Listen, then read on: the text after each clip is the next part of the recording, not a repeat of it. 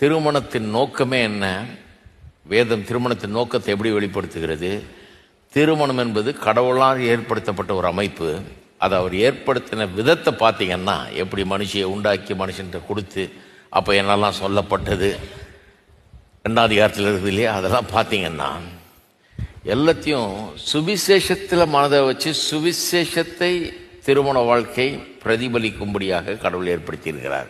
அப்போ திருமண வாழ்க்கை என்பது சுவிசேஷத்தை அப்படியே இன்றைக்கு நடத்தி காட்டுவதுதான் திருமணம், கிறிஸ்தவ திருமணம். கிறிஸ்தவ திருமணம் என்பது சுவிசேஷத்தை அப்படியே சுவிசேஷத்தில் என்ன நடக்குதோ அதை அப்படியே நடத்தி காட்டுவது. அதெல்லாம் உங்களுக்கு ஏற்கனவே சொல்லியிருக்கேன். சுவிசேஷத்தில் என்ன நடக்குது, எப்படி ஆண்டவர் வந்து நம்மளை பார்த்து சிலுவையில் மரித்து ஜீவனை கொடுத்து நம்ம ரட்சித்தது மட்டும் இல்லை, தொடர்ந்து நம்மை அவர் நடத்துகிறார், ஏற்றுக்கொண்டிருக்கிறார், ஒருபோதும் கைவிடாமல்.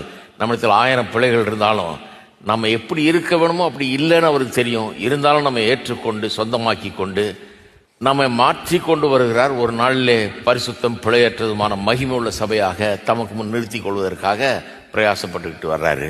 அப்போ திருமண வாழ்க்கைங்கிறது அதுதான். கிறிஸ்து சபைக்கு செய்ததை கணவன் மனைவி இருவருமே ஒவ்வொருவருக்கும் செய்து கொள்ள வேண்டும். அப்படி அன்பு கூற வேணும். அப்படி ஒவ்வொருவரும் தாங்கள் இருக்க வேண்டிய விதத்தில் மாறுவதற்கு அடுத்தவருக்கு உதவி செய்ய வேண்டும். இதுதான் திருமண வாழ்க்கை. இது அப்படியே இந்த சுவிசேஷத்தில் என்ன நடக்குதோ, ஆண்டவர் என்ன செய்து கொண்டிருக்கிறாரோ, வசனத்தை அனுப்பிச்சு நம்ம கழுவி சுத்திகரித்து பரிசுத்தமாக்கி நம்ம அதே மாதிரி தான் திருமணத்திலையும் நடக்குது. 2 பெர்ஃபெக்ட் பீப்புள், பூரண பொருத்தம் உள்ளவர்கள் இணைந்து வாழ்வது திருமணம் அல்ல. அப்படி பூரண பொருத்தம் உள்ளவர்களை பார்த்துட்டு இருந்தீங்கன்னா தயவுசெய்து எனக்கு சொல்லுங்க, அப்படி பூரண பொருத்தம்னு யாரும் கிடையாது, நான் பார்த்ததும் கிடையாது. எவ்வளோ பூரண பொருத்தமாக நீங்கள் பார்த்து பண்ணால் கூட அப்புறம் பிச்சுக்கும். நீங்கள் நினைப்பீங்க இது வரைக்கும் பழகிருக்குங்க, 10 வருஷமாக இவரோட பழகிற ஒரு பிரச்சனை இல்லைன்னு. கல்யாணம் பண்ணி பாருங்க, பிரச்சனை வரும். ஏன்னா கல்யாணமே ஆளை மாற்றிடும், உள்ளே இருக்கிறதெல்லாம் வெளியே கொண்டு வந்துடும். ஆகவே பூரண பொருத்தம்னு ஒன்றும் கிடையாது.